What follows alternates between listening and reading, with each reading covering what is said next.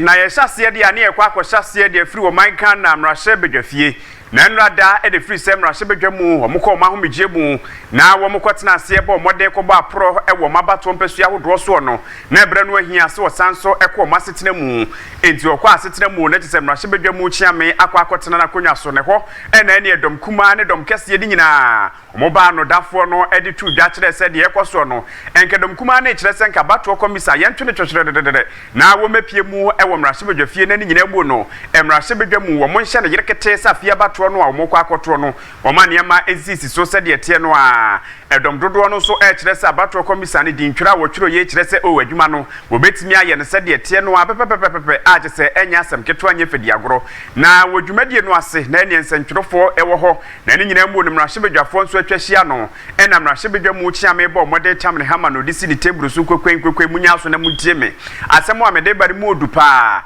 ne nyina ne safia abato no ye ba beto obi e bo asomdwe hu dawro a je se ye hwesa asomdwe ebetimi aba ne sa asomdwe ne de o man Ghana ye kura bi mu pa ne ba beto aba na kwa akwese nsunu gugem na no no de tudwa kire se 2024 December bosome no ne de to sonso abato ade ye dimu aye ba beto no wedi adesrede wo de tro empanifo nyina anim se posifo e no mo hwe ebo ban se ne o man no ba bi a obeduru wo no na posifo ne gina ho hu hia se ebehu se asrafo na de o mo ne nam abato miamia ho ne tese da bi de wo se no betimi asi a ne se bra emu ayeten and faith in our democratic institutions. We will definitely not be doing this alone. We will include the President, the Council of State, the National Security Council, flag bearers, and national executives of various political parties. The security service, particularly the police, and I emphasize, particularly the police. We don't want to see military during election. When there is a need to call them, they will be called. But they should not be at polling or voting centers. Honorable members, the clergy and notable civil society leaders will be actively involved. The signs and signals of happenings in the country are not that of assurance and hope.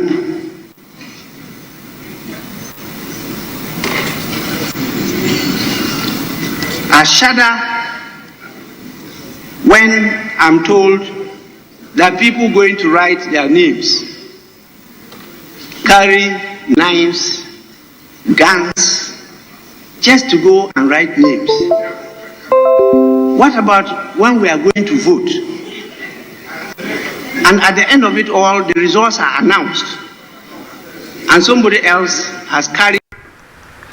Yemfre no so na yenkonsem foforo emu na sabrede ba bia ye kwa akogina no Kofi na International Peacekeeping Training Center ene ye kwa akogina ho na yeduru hodomo a wode titie dwumadie soronko ene ode ahye so a wei eye nnafua makomako enum ene ode ahye so se de be ya bambo adwumakuo te se Ghana Police Fire Service ene omo keka ho ni nyina na obetimi amom ntete mapa na wahwe se de be ya afia bato no aye ba beto no kwabrane eye ne ho sabo ahuruye no no de omammoja mpani trim to no de amanfo kwa akọkire omadwene ne ho no kwa akọhwie mogya de aguo anaso kwa akọye hurukasem a na ne watimi aturu so sa de be ya ene abato no so betimi akọjojojojo na wodwumadie no ase ena panimpa wo no eye kwankyerefo ede ema saa bia ye anase ntete bia director of training ewo Kofi na International Peacekeeping Center ho ene ode atudwa owura anof Colonel Anof Barnabas Akabon ene ode atudwa kire se dwumadie eba beboa ama dwumadie wode asiwani so sabato mu de anase mpo no mamu ni nyina bambo bia betimi anya ntete mapa no de agina ne ho so na ekoba ne senipa bonfo bi sha se firi ntentenoa no yeso obodi ewramu a ene ntentem so a wobetimi atune so sa. All democracies bring in their weight tensions with the potential for violence. Hence, the aim of the course is to enhance capacity of law enforcement agencies as they handle the prevention and management of potential or perceived election violence situations before, during, and after the 2024 presidential and parliamentary elections. Also, it is to provide information and some fundamental understanding of the roles of the police and other stakeholders like the military, customs, prisons, immigration, fire service in the management of electoral process. Ladies and gentlemen,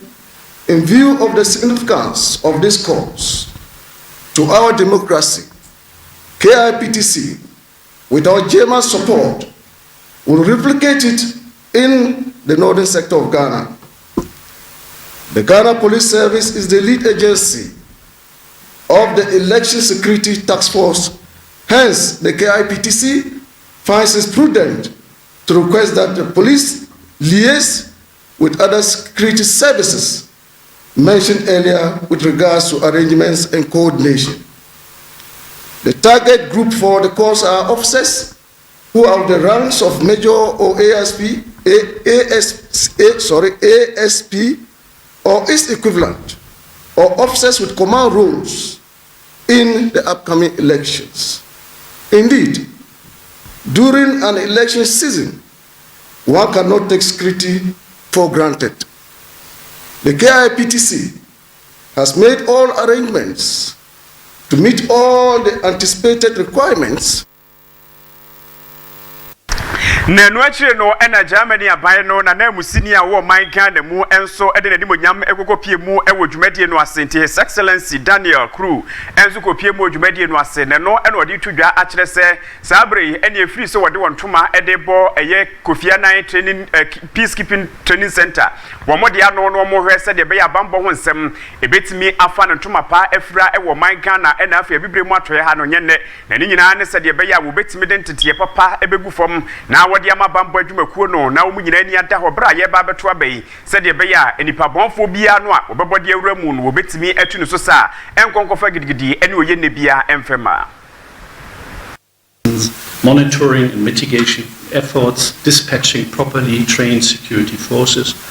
coordinating among government agencies and educating the public, among other things. A number of organizations, including elections, management boards, Ministry of Interior and other relevant bodies, may be involved in creating a secure election environment. Distinguished participants,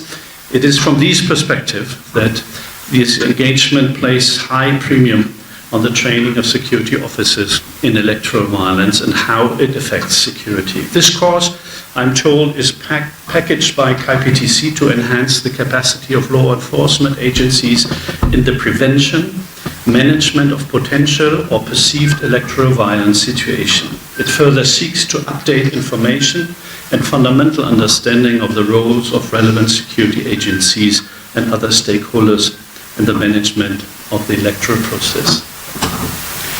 The Electoral Violence Security Program brings together officers from the 6 different security agencies I mentioned earlier to build their capacity on how electoral crimes are identified, processed and prosecuted, as well as who is responsible for prosecuting electoral crimes. The course will also identify how to hold judicial institutions accountable for the proper prosecution of crimes and redress of complaints.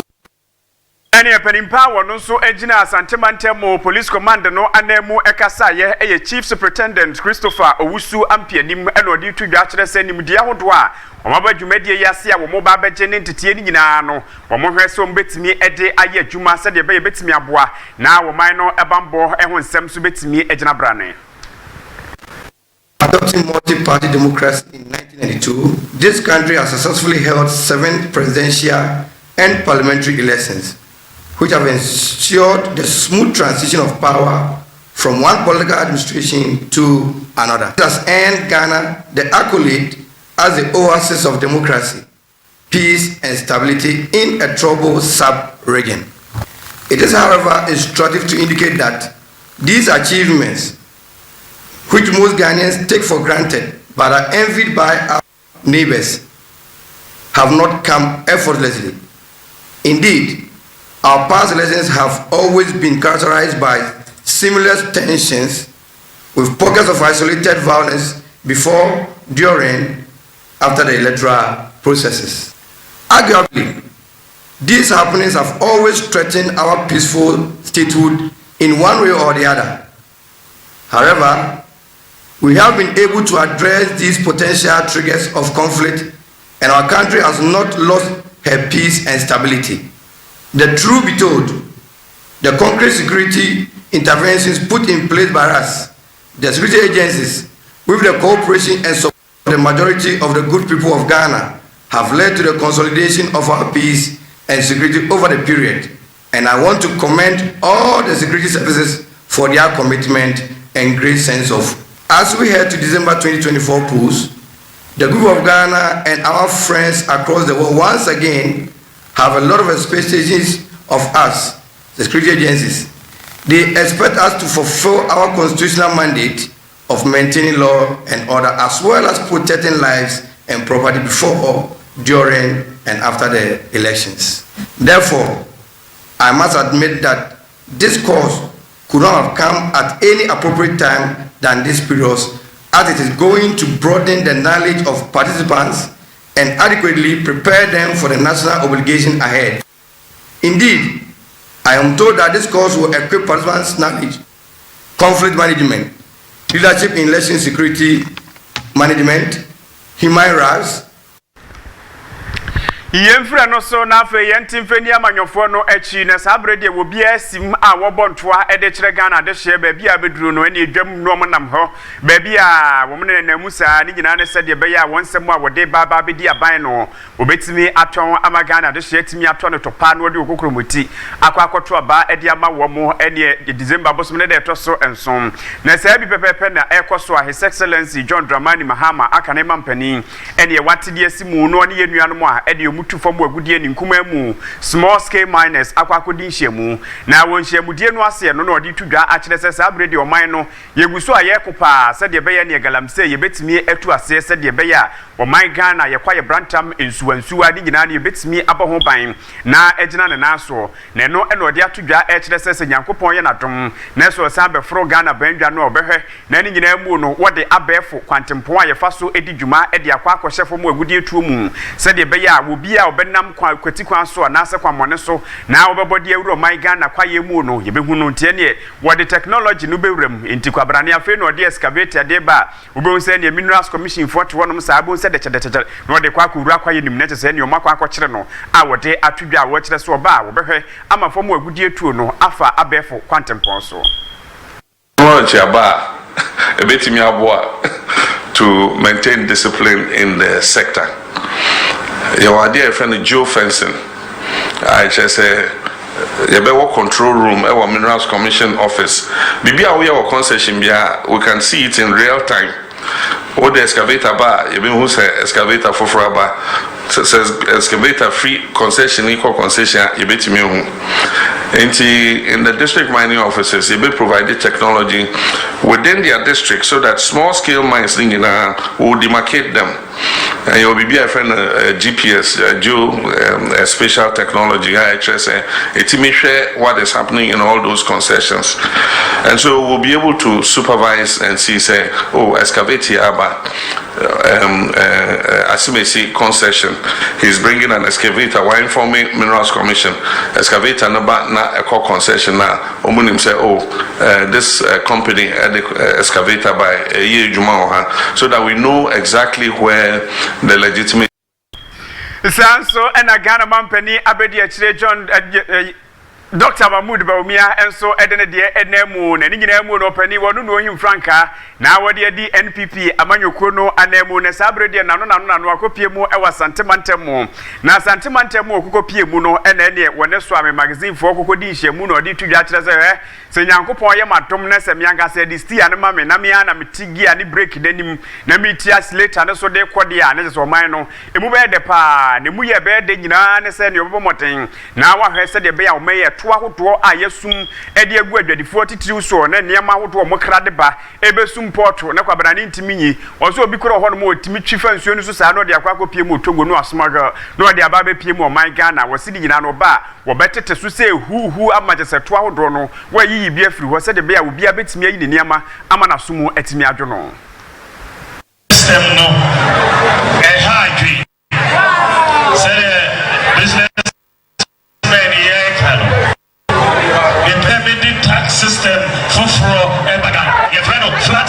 system. Any no, the person misses your import duty regime no ever ports. Your import duty regime no says you ko craniama unim duty awetia ukasa awetia 20,000 oba na yakanjo say to your 40,000 ubisa must exchange rate assassin we assassin 80% predictable duty ba Togo omo duty the form chain Ghana duty and yes sir 80 million 80 sati nipa bebre omo di container echo Togo no more ko to omo duty ni no more smuggling sani emana aba Ghana na yenya duty 80 million policy fufro eba Ghana duty cannot be higher than Togo.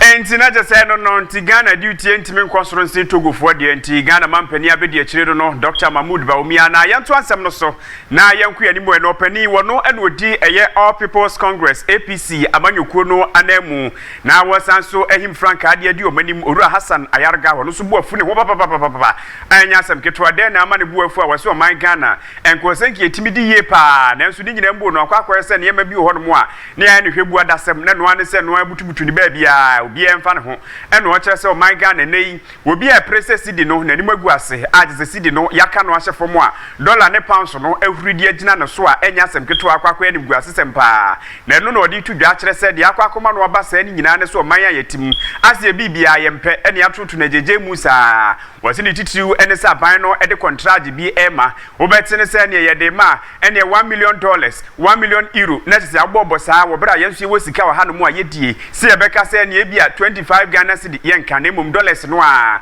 ene edidi dwuma bede no man no yesika na nim wase wase nya no nko a nei wo bebo man Ghana mu adwadie bia ene hotels ahodo schools ahodo bi ho no a na wo je dollar e wo bra wo bo man Ghana mu na bede akokwasi kokko krom so okwa akogye Cedi ho entimi ye de biara da ne so man Ghana de ya bo modin ajeja ye ho saa ene niam bia fa yase ne no no de kokobɔ ene wo hwebɔ egu aban no se nimanimu ya won hwese se suban no a aba be hye adehye bi mu no wo betimi atu ase na oman no yetimi agina ho so na Cedi no so atimi amanimu so. Many hotels, restaurants in Ghana price their services in dollar, which put a strain on the local currency and further weakens its value. The government in its capacity should ban all foreign trading in the country, shut down all businesses that charges in dollars, stop the quotation and the awards of contracts in dollars, ban opening of foreign currency accounts and close down all foreign currency accounts in Ghana, stop all hotels, businesses, airlines, landlords, schools, automobile companies, and shipping lines from quoting and charging in foreign currencies. Na yanto aso eni enko wie kase no e wo Malawi manimu na ndrada e beto odwa kire se ne vice president ya wo ho wayira Owura Shilima wayira amachese nyasem keto ani nyina ne se ne odenani akire mu e wo Malawi nkuro ni biso ana ne wo kɔ na wo panimpa wo no so aba besom na asabre yi wakɔ ne krachi obetimi abomode ne obu atwato wode akwa no e wo ho ne no e na jese fofie ntimi ankwankoto atam odware abamu na nam so mawium hyenye a watimu e na afei adehye makomako kron agese asrafo bi eka ho ewiumhye no ayira omhwehwehwe no anu muhu sabrede ene Malawi ene mampani ede ababetu bia wo kire se eyampa asem ne ba ye no mantia na so momosoma asrafo wiumhye a ayira ma sabre ye hu no omonkonkohwehwe no ne no ena sabrede omabo kire a no makwa ko se ne ewiumhye no ebre kokodu kromo na du kromo okura wi anka wo se nketimi egina na nka omusie ne nso na ewiumu enye eno nam so amampanifo bo modern e kire se da bi so lande de asem benti kebeya enkwonse ntwa ne ho na enkwonse anso mra na chi ne no ene wo ba no obi ehunu de kokote bayira homa mu amana mu akese na nam so mawiumhye no akwakote ato a umkoko pie so no na je se ga mampani na bedi akire ena afi nipa nkoro Ajese akwakoya rohosempa enam so ama Malawi mampani ede nsem bi atudwa wo kire se ba bi akwakodu ne de briche kese pa ena abo Malawi man no a akwakoda ne rohosempa sabri wogina wo bomu amane no de tudwa kire se obi agye ne ho were na nyina mu no wo bomoden asinkete ayemu hwehwemu na de nam so a ekoma wei etimi eba ye no eno so so watimi ehunu sanse free se na be de akire bedi na kire wasom fihia no makomako edu ajese kafei na nkakwanya no aba enko so ba begina nanka Malawi empanifo atimi ato no so aba na nyina mu no ono so atimi aba be mampani na nam so ma wei akwakosi ni de na se mu owere mpa ebro pani de nsem no etudwa no seye ene no okire mu. I also know that going through a terrible loss like this makes us feel helpless and lost, as death has a way of reminding us that we do not have control over so many things that affect our lives and those we love. We feel helpless because we know that the people who perished in this tragic and terrible accident could have been any one of us. And we feel helpless because a day like today reminds us that one day, and any day, death will in fact come for each one of us, and we will be powerless to stop it. Enti enyina we so na yemfa anopa no nsia bremu akankase no yemfa ensia de hye omahwere wo monkwanso nyankopon eno no ankasa enka ho na afi Malawi man nyina so yema obibia ya akobia nkye no were no eso na yegina ne de anopa no nsia bremu akankase no de asi ne yemfa seda no na yemfa emalaki ba hospital mesrawa no pe ho na wo na pomdene mapa no nso atimi akwakwagi bie ho de odin hama enubna ene no ntini ene wo ka de asi ne yen ayediem na wo de apam yade no de free wodie ni mu amwanya hoto wagina na so dane da nyina no sore waka na uko nyuma so nti yade nti obi ntimi nkase wani basabasa ewo bra Lucky Ba Hospital ho mesrewa o my Ghana fana ba bia babodi edura no Lucky Ba Hospital ho ne omuni nsa wo so ne omto kese na yade ne wontu asem fema ogumu agwa krom na ya sabia no kese pa no ewa oni omudi nsa wo so yade no hrabasa wayera e de afiri ni padua ni mu ama ho atimi ato na jewa clothing so se menka ncho se anopai wo ko na ne ntoma pa wakwa akwaji bi se de be ya ba bia bedu bia no yebedi umprehwe mesrewa ka so nyanya no kwantempo no so na wobutu anopai wo so kwa akwaji wo de ne bibia koye dia ma wo yeb guest house so de vivi mantem wo aba bedru ba bi pa obenya adwodwo ho wo beda mo asomo adwo waduane pa wonya bia die swimming pool papa bi wadware mu no yeb guest house na make for dia ma gomua okyereko na wobutu anopai wo de sompa de som wo mata menti anopai me ameje pene ye bekenkan nsem ni nyina de som wo medin obi ka kyere fifi owusu okyere me da wase ma mo ne hwa ade na